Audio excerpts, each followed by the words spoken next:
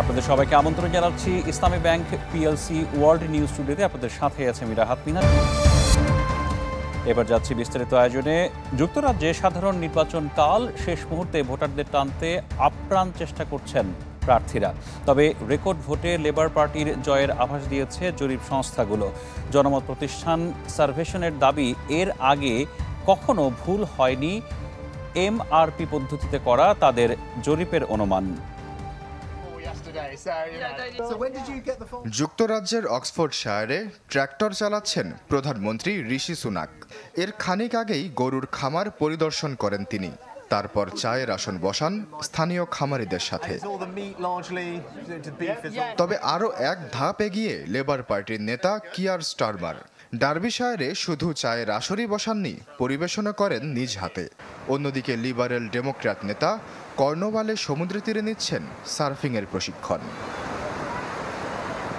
অফিসের নিয়মিত রুটিন ছেড়ে ইংল্যান্ডের দুর্গম অঞ্চলে এমন নানা কসরতে ব্যস্ত সময় কাটাচ্ছেন ব্রিটিশ নেতারা। কারণ যুক্তরাজ্যে অনুষ্ঠিত হতে যাচ্ছে সাধারণ নির্বাচন। জরিপ সংস্থাগুলোর দাবি, এরই মধ্যে ভোটারদের মনের অবস্থা আঁচ করতে পারছেন তারা। জনমত প্রতিষ্ঠান সার্ভেশন বলছে 1997 সালে টনি ব্লেয়ারের রেকর্ড ভাঙতে যাচ্ছে লেবার পার্টি। চলতি বছর সাধারণ নির্বাচনে পার্লামেন্টের 650 আসনের 484টিতেই জয় পেতে যাচ্ছে বিরোধী এই দলটি।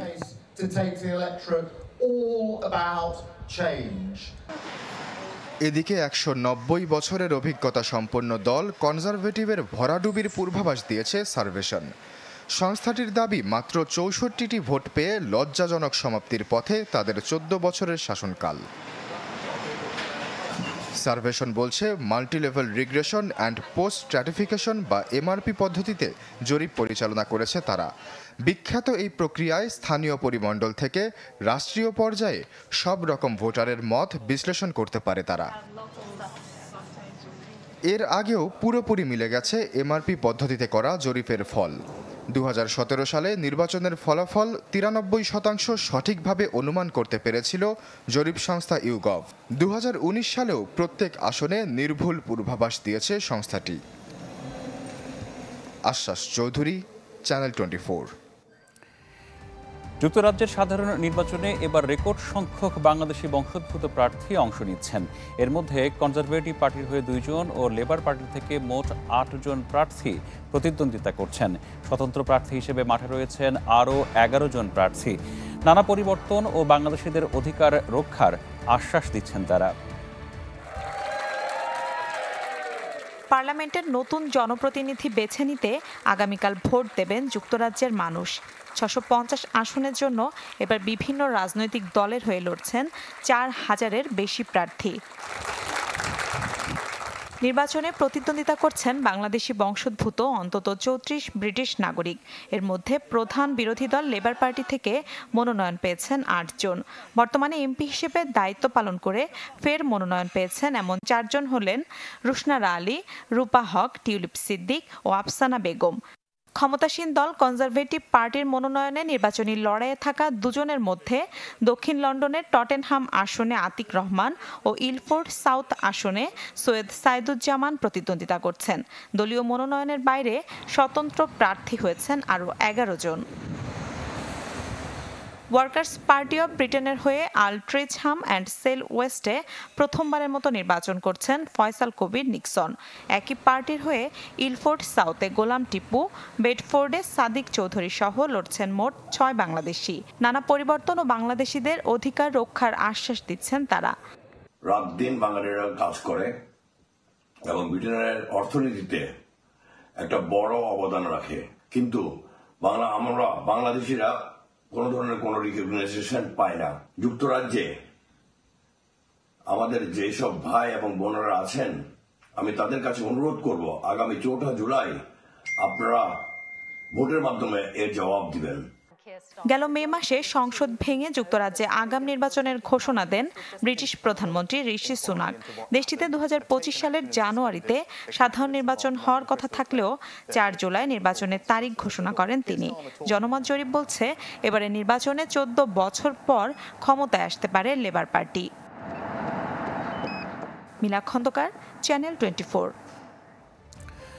কুয়েতে অবৈধ প্রবাসীদের সাধারণ ক্ষমার মেয়াদ শেষ হওয়ার সাথে সাথেই আইন লঙ্ঘনকারীদের গ্রেফতারে মাঠে নেমেছে দেশটির নিরাপত্তা বাহিনী। 1 জুলাই থেকে চলছে চিরুনি অভিযান। এরই মধ্যেই গ্রেফতার করা হয়েছে বাংলাদেশি সহ 750 প্রবাসীকে। আইন লঙ্ঘনকারীদের গ্রেফতারে অভিযান অব্যাহত থাকবে জানিয়েছে দেশটির স্বরাষ্ট্র মন্ত্রণালয়। কুয়েতে অবৈধ প্রবাসীদের সাধারণ ক্ষমার সুযোগ ছিল 30 জুন পর্যন্ত। এই সময় অতিক্রমের পর থেকে বিভিন্ন এলাকায় চলছে চিরুনি অভিযান। আবাসিক ও বাণিজ্যিক এলাকায় তল্লাশি চালিয়ে এরই মধ্যে গ্রেপ্তার করা হয়েছে কয়েকশো প্রবাসীকে। অভিযোগ, বিভিন্ন আইন লঙ্ঘন করে কুয়েতে বাস করছিলেন তারা। ব্ল্যাক মানডে ডাউন অন ভায়োলেটর্স নামক অভিযান শুরুর পর থেকেই বাংলাদেশে অধ্যুষিত এলাকাগুলোতে বাড়ানো হয়েছে নিরাপত্তা। আতঙ্কিত প্রবাসী বাংলাদেশিরা। আমাদের বাস আটকে কুয়েতের আইন শৃঙ্খলা বাহিনী এক একজনের সিভিল আইডিগুলা চেক করছিল যে সিভিল আইডিতে কোনো সমস্যা আছে কিনা বা কোনো মামলা আছে কিনা। কুয়েতের জুড়ে চেকিং চলতেছে। এই চেকের কারণে যাদের আকামা আছে, যাদের আকামা নাই, তারাও আতঙ্কের মধ্যে আছে। এখন সিস্টেম হইলো যে যেখানে কাজ করবেন তার সেখানে আকামা হইতে হবে। এইটা নিয়ে আমরা কর্মস্থলের সমস্যায় জর্জরিত। গ্রেপ্তারকৃতদের 4 দিনের মধ্যে নিজ নিজ দূতাবাসের সঙ্গে সমন্বয় করে কুয়েত থেকে আজীবন এবং উপসাগরীয় দেশগুলো থেকে 5 বছরের নিষেধাজ্ঞা দেওয়া হবে। আইন লঙ্ঘনকারীদের আশ্রয় দিলে তাদের বিরুদ্ধেও প্রয়োজনীয় ব্যবস্থা নেওয়ার হুঁশিয়ারি দিয়েছে দেশটির স্বরাষ্ট্র মন্ত্রণালয়। কুয়েতে এত অবৈধ প্রবাসী থাকা সত্ত্বেও আমরা 3 মাস সুযোগ দিয়েছিলাম। ঈদের বন্ধের কারণে তা আরও 15 দিন বাড়ানো হয়েছিল। জনসচেতনতায় চালানো হয়েছিল প্রচারণা, যাতে তারা বৈধ হওয়ার সুযোগ পায় কিংবা নিজ দেশে ফিরে যায়। এরপরও বড় একটা অংশ এই সুযোগ গ্রহণ করেনি। গত 17 মার্চ থেকে শুরু হওয়া অবৈধ প্রবাসীদের সাধারণ ক্ষমার মেয়াদ 17 জুন থেকে 30 জুন পর্যন্ত বাড়ানো হয়। তবে এই সময়ের মধ্যে সাধারণ ক্ষমার জন্য আবেদন করেছেন মাত্র 35,000 প্রবাসী, যেখানে কুয়েতে অবৈধ প্রবাসী রয়েছে 1,20,000। Desk report, channel 24। এ বিষয়ে বিস্তারিত জানাতে কুয়েত থেকে আমাদের সাথে সরাসরি যুক্ত হচ্ছেন সহকর্মী জিসান মাহমুদ। জিসান, আমাদেরকে জানাবেন যে ঠিক এই অভিযানে এখনো পর্যন্ত কোনো বাংলাদেশি গ্রেফতার হয়েছেন কিনা, গ্রেফতার হয়ে থাকলে তাদের সংখ্যাটা কত, আর এই অভিযানের ফলে আসলে যারা প্রবাসী আছেন তারা কোনো কারণে আতঙ্কগ্রস্ত কিনা? মিনহাজ, আপনি জানেন কুয়েত সহ মধ্যপ্রাচ্যের দেশগুলোতে অসংখ্য শ্রমিক কিন্তু বাংলাদেশ সহ বিভিন্ন দেশ থেকে আসে। এদের অনেকেই কিন্তু আশানুরূপ কাজ না পেয়ে একটা সময় অবৈধ হয়ে যায়। অবৈধ বলতে তারা নিজ মালিকের কাজ ছেড়ে কিন্তু অন্যত্র কাজ করে, আর এটা কুয়েতের আইনে অবৈধ। তাদের কথা চিন্তা করে কিন্তু কুয়েত সরকার গত 17 মার্চ থেকে 17 জুন পর্যন্ত অর্থাৎ 3 মাসের সাধারণ ক্ষমার ঘোষণা করেছিল, যেটা পরবর্তীতে বাড়িয়ে কিন্তু 30 জুন পর্যন্ত করা হয়। এই সাধারণ ক্ষমায় কিন্তু যারা দেশে যায়নি তাদের বিরুদ্ধে বিভিন্নভাবে প্রচারণা চালিয়েছে কুয়েত সরকার। পরবর্তীতে সাধারণ ক্ষমা যখনই শেষ হয়, অর্থাৎ 1 জুলাই থেকে কুয়েত সরকার কিন্তু পুরো কুয়েত জুড়ে অভিযান চালায়, যেটা প্রত্যেকটা এলাকায় তারা চিরুনি অভিযান চালানো হয়। এবং এই অভিযানে কিন্তু প্রথম দিন অর্থাৎ গত সোমবার 750 জনেরও অধিক প্রবাসী কিন্তু গ্রেপ্তার হয়েছে। এদের মধ্যে অনেকেই আছে যারা বিভিন্ন দেশের অধিবাসী। তবে কোন দেশের কতজন সেটা কিন্তু কুয়েত সরকার উল্লেখ করে নাই। তবে একজন বাংলাদেশের কথা এখানে তারা উল্লেখ করেছে, যেটা এখানকার বিভিন্ন গণমাধ্যম প্রকাশ হয়েছে। সেই বাংলাদেশি দীর্ঘ 22 বছর যাবত কিন্তু এই কুয়েতে কিন্তু অবস্থান করছে অবৈধভাবে, যিনি 2002 সালে কুয়েতে এসেছিলেন। তবে এই অভিযানের কারণে বিভিন্ন আবাসিক এলাকা এবং বাণিজ্যিক এলাকাগুলোতে নিরাপত্তা জোরদার করা হয়েছে এবং বাংলাদেশ অধ্যুষিত এলাকাগুলোতে প্রত্যেকটা পয়েন্টে কিন্তু চেক করা হচ্ছে। আর এতে কিন্তু আতঙ্কিত হয়ে পড়ছে প্রবাসী বাংলাদেশিরা সহ অন্যান্য দেশের নাগরিকরা। জিসান, অসংখ্য ধন্যবাদ আপনাকে। দর্শক, কুয়েত থেকে যুক্ত হয়েছিলেন আমাদের সহকর্মী জিসান মাহমুদ। তিনি জানাচ্ছিলেন সেখানে কুয়েত সরকারের অভিযান সম্পর্কে। ইতালিতে বর্ণবাদী আগ্রাসনের বিরুদ্ধে বিক্ষোভ সমাবেশ করেছেন প্রবাসীরা।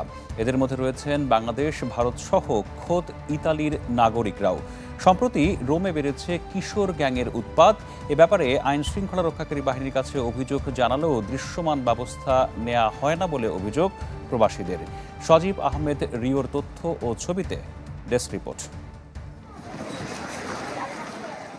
ইতালিতে বেড়েই চলেছে কিশোর গ্যাংয়ের উৎপাত।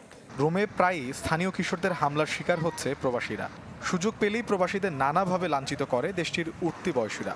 শারীরিক নির্যাতনের পাশাপাশি কেড়ে নেওয়া হয় টাকা আর মোবাইল ফোন। বাংলাদেশি মালিকানাধীন রেস্তোরাঁগুলোতেও ঘটছে হামলার ঘটনা। ভুক্তভোগীরা জানান, এ ব্যাপারে আইন শৃঙ্খলা বাহিনীর কাছে অভিযোগ জানালেও নেওয়া হয় না দৃশ্যমান ব্যবস্থা। ইতালিতে এবং যুক্তরাষ্ট্রে আমরা আজকে দীর্ঘদিন বসবাস করছি। এখানে এই ধরনের রাসিস্ট কর্মকাণ্ড কদাচিৎ ঘটে, সবসময় ঘটে না, কিন্তু ইদানিং আমরা কিছু তরুণ সমাজের মধ্যে দেখতে পাচ্ছি যে তারা এই ধরনের উশৃঙ্খল তৎপরতা করতেছে এবং আশা করি এই ধরনের প্রতিবাদের মাধ্যমে সেগুলি আস্তে আস্তে নিবৃত্ত হবে। চলতি সপ্তাহে রোমের তর্পিনেত্রারায় এই গ্যাংয়ের আক্রমণের শিকার হয়েছেন একাধিক বাংলাদেশি ও ভারতীয়। এ ঘটনায় সেখানে বিক্ষোভ সমাবেশ করেছেন প্রবাসীরা। সংহতি জানিয়ে যোগ দিয়েছেন ইতালির নাগরিকরাও। সমাবেশে বর্ণবাদের বিরুদ্ধেও প্রতিবাদ জানান তারা। আপনারা পরিকল্পনা করেন, সুদূর প্রসারী পরিকল্পনা করেন, আমাদের সন্তানদের জন্য পরিকল্পনা করেন, সেটা বিদেশি হোক কিংবা এই দেশি হোক, আমাদের সন্তানরা আপনাদের পরিকল্পনার মাধ্যমে এখানে কিছু একটা করার চেষ্টা করুক, সেটা সৃজনশীলতা দেখানোর সুযোগ পাক, তারা তাদের কার্যাবলী আমাদের সামনে তুলে ধরুক। প্রবাসীদের এই বিক্ষোভ সমাবেশে নেতৃত্বে ছিলেন রোমের বাংলাদেশি কমিউনিটির নেতারা। অভিবাসীদের ছেলেমেয়েরা যেন স্বাভাবিক পরিবেশে বেড়ে উঠতে পারে, সেই দাবি বিক্ষোভকারীদের।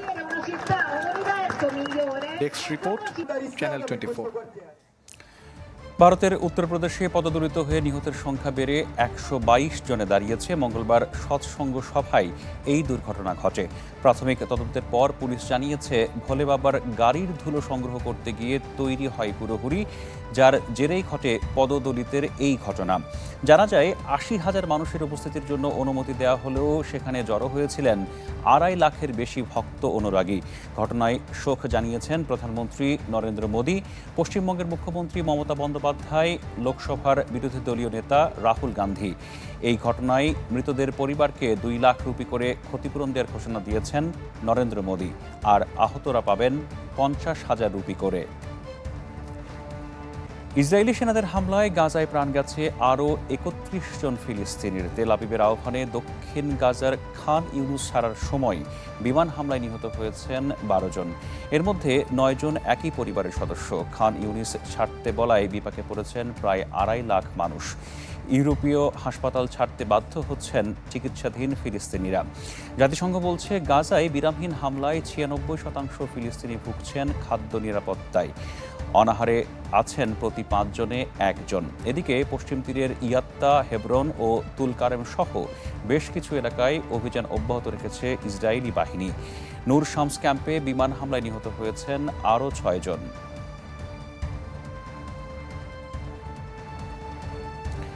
বিশ্বে প্রতিদিন খাবারের অপচয় অর্ধেকে নামাতে পারলে 15 কোটি 30 লাখ মানুষ পেট ভরে খেতে পারবেন, এমন তথ্য দিয়েছে জাতিসংঘের খাদ্য ও কৃষি সংস্থা ও অর্থনৈতিক সহযোগিতা উন্নয়ন সংস্থার প্রতিবেদন। প্রতিদিন বিপুল পরিমাণ খাদ্য অপচয়ের কারণে ক্ষুধার্তরা খাবার পাচ্ছেন না। গবেষকরা বলছেন, খামার থেকে খাদ্য টেবিলে পৌঁছানোর প্রক্রিয়ায় অপচয়ের পরিমাণ কমলে 2030 সালের মধ্যে কৃষিখাত থেকে গ্রিন হাউস নিঃসরণ 4% কমানো সম্ভব হবে। বর্তমানে বিশ্বের মোট গ্রিন হাউস গ্যাস নিঃসরণের 20% আসে কৃষিখাত ও সংশ্লিষ্ট কার্যক্রম থেকে।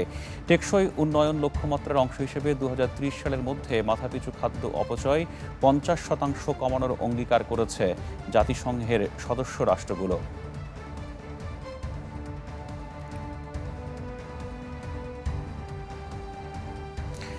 অভিবাসনের লাগাম টানতে স্টুডেন্ট ভিসার নিয়মে কড়াকড়ি আরোপ করেছে অস্ট্রেলিয়া। আন্তর্জাতিক শিক্ষার্থীদের ভিসা ফি দ্বিগুণের বেশি বাড়িয়েছে তাসমান পারের দেশটি। ভিজিটর এবং অস্থায়ী গ্রাজুয়েট ভিসাধারী শিক্ষার্থীরাও স্টুডেন্ট ভিসার জন্য আবেদন করতে পারবেন না দেশটিতে থাকা অবস্থায়। প্রতি বছর বিশ্বের বিভিন্ন প্রান্তের শিক্ষার্থীর বড় একটি অংশ উচ্চশিক্ষা ও কাজের উদ্দেশ্যে পাড়ি জমান অস্ট্রেলিয়ায়। ফলে দিন দিন বাড়ছে দেশটির জনসংখ্যা, পাল্লা দিয়ে বাড়ছে জীবনযাত্রার ব্যয়। রেকর্ড সংখ্যক অভিবাসীর লাগাম টানতে এবার স্টুডেন্ট ভিসার নিয়মে কড়াকড়ি করেছে অস্ট্রেলিয়া। আন্তর্জাতিক শিক্ষার্থীদের ভিসা ফি দ্বিগুণেরও বেশি বাড়িয়েছে তাসমান পারের দেশটি। ভিসা ফি 710 অস্ট্রেলিয়ান ডলার থেকে বাড়িয়ে করা হয়েছে 1600 অস্ট্রেলিয়ান ডলার, যা কার্যকর হয়েছে 1 জুলাই থেকে। সেই সঙ্গে এখন থেকে ভিজিটর এবং অস্থায়ী গ্র্যাজুয়েট ভিসাধারী শিক্ষার্থীরা দেশটিতে থাকা অবস্থায় স্টুডেন্ট ভিসার জন্য আবেদন করতে পারবেন না। গেল মে মাসে নিয়ম করা হয় ভিসা পেতে ব্যাংক অ্যাকাউন্টে 24,505 অস্ট্রেলিয়ান ডলারের পরিবর্তে 29,710 অস্ট্রেলিয়ান ডলার জমা দেখাতে হবে। এছাড়া বিদেশি শিক্ষার্থীদের ভিসার ক্ষেত্রে ইংরেজি ভাষায় আরও দক্ষ হওয়ার উপর জোর দিচ্ছে অস্ট্রেলিয়া সরকার। তবে অর্থনৈতিক উন্নয়নের জন্য বিদেশি শিক্ষার্থীদের ওপর নির্ভরশীল অস্ট্রেলিয়ার অর্থনীতিতে এসব কঠোর নিয়ম নেতিবাচক প্রভাব ফেলতে পারে মনে করছেন সংশ্লিষ্টরা। অস্ট্রেলিয়ার অভিবাসন মন্ত্রণালয়ের তথ্য মতে 2023 সালের 30 সেপ্টেম্বর পর্যন্ত দেশটির মোট অভিবাসন 60% বেড়ে দাঁড়িয়েছে রেকর্ড 5,49,000-এ। ফলে বেড়ে গেছে বাসা ভাড়া সহ জীবনযাত্রার ব্যয়। মাসুম রাব্বি, চ্যানেল 24। এবার জানাবো ভিন্ন ধর্মী একটি খবর। বিংশ শতকের অন্যতম ঔপন্যাসিক ফ্রাঞ্জ কাফকার মৃত্যুর 100 বছর পর তার লেখা একটি চিঠি নিলামে তোলা হয়েছে। জার্মান ভাষায় এক পাতায় লেখা এই চিঠিতে কাফকা বলেছেন মানসিকভাবে তিনি এতটাই বিধ্বস্ত ছিলেন যে তিনি আর লিখতে পারছিলেন না। চেক প্রজাতন্ত্রের প্রাগে জন্ম নেওয়া বিখ্যাত এই লেখকের চিঠির মূল্য হাঁকানো হচ্ছে $1,14,000, বাংলাদেশি মুদ্রায় যা প্রায় 1,65,00,000 টাকা। দ্য ট্রায়াল এবং দ্য মেটামরফোসিসের মতো লেখনী দিয়ে বিংশ শতাব্দীতে বিশ্বজুড়ে আলোচনায় ছিলেন বোহেমিয়ান লেখক ফ্রান্জ কাফকা। তার মৃত্যুর 100 বছর পর নিলামে উঠেছে অস্ট্রিয়ান কবি ও প্রকাশক আলবার্ট এহরানস্টাইনকে লেখা একটি চিঠি। তিনি আর লিখতে পারবেন না বলে বন্ধুকে জানিয়েছিলেন সেই চিঠিতে। নিলামে চিঠিটির মূল্য হাঁকানো হচ্ছে $1,14,000, বাংলাদেশি মুদ্রায় যা প্রায় 1,65,00,000 টাকা। 1920 সালের এপ্রিলে চিঠিটি লেখেন কাফকা। জার্মান ভাষায় লেখা এক পৃষ্ঠার চিঠিটিতে চেক প্রজাতন্ত্রের বিখ্যাত লেখক লেখেন 3 বছর ধরে কিছুই লিখতে পারেননি তিনি, যা মূলত রাইটার্স ব্লক নামে পরিচিত। একজন সৃষ্টিশীল লেখকের কাছে এমন ঘটনা বেশ পীড়াদায়ক। পরবর্তীতে চিঠিটি আর্টিস্ট ডলি পেরুটসকে পাঠান এহরানস্টাইন। এটি তার জীবনের শেষ দিকে লেখা অত্যন্ত মর্মস্পর্শী একটি চিঠি, যেখানে তিনি আর লিখতে পারবেন না এই সম্পর্কের বন্ধুর কাছে চরম হতাশা প্রকাশ করেছেন। দীর্ঘ 3 বছর ধরে কিছু লিখতে না পারার হতাশা। রাইটার্স ব্লক সত্ত্বেও তিনি কলম চালিয়ে যাওয়ার প্রাণপণ চেষ্টা করেছেন। সেজন্য আমাদের কৃতজ্ঞ হওয়া প্রয়োজন। 1917 সালে যক্ষ্মায় আক্রান্ত হন কাফকা। 1922 সালে অবসর নেন লেখালেখি থেকে। এর 2 বছর পর 1924 সালের 3 জুন মাত্র 40 বছর বয়সে মৃত্যুবরণ করেন ইউরোপের বিশ্ববরেণ্য এই লেখক। মাসুম রাব্বি, চ্যানেল 24।